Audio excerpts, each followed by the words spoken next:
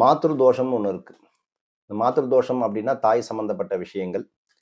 4, 8ல இருக்கக்கூடிய திசையில, அதாவது உங்க ஜாதகத்துல 4, 8ல இருக்கக்கூடிய திசையில, தசாநாதருக்கு 4, 7, 8, 10 உள்ளவர்கள் எல்லாமே வந்து பார்த்தீங்கன்னா, புத்தியில் கஷ்ட நஷ்டம், வாகன பொருட்சேதம், அதே மாரி இஷ்டமுடையார், அதாவது உங்களுக்கு விருப்பப்படவங்க எல்லாம் விரோதமாகிறது, தாய் வழி தேக அரிஷ்டம், தாய்க்கு வந்து பார்த்தீங்கன்னா, கொடிய நோய்கள் பிடிப்பது, இதெல்லாம் உண்டாகும்.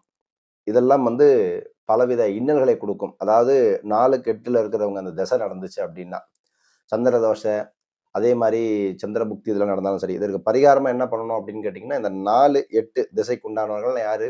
அப்ப நீங்க 4, 8 கொண்ட திசைக்கு உண்டானவர்கள் எல்லாம் என்ன பண்ணணும் அப்டின்னா, திங்களூர் சந்திரன் இருக்கு இல்லையா? திங்களூர் சந்திரனுக்கு வந்து நாகேஸ்வரம் சென்று முப்பெரும் தேவியரை வணங்கி, ஏதாவது ஒரு சுமங்கலிக்கு வந்து உங்க கையால ப்ளவுஸ் பீஸ் இதெல்லாம் குடுத்து, நீங்க ஆசீர்வாதம் வாங்கிக்கோங்க. நற்பவி நல்லதா இருக்கட்டும்.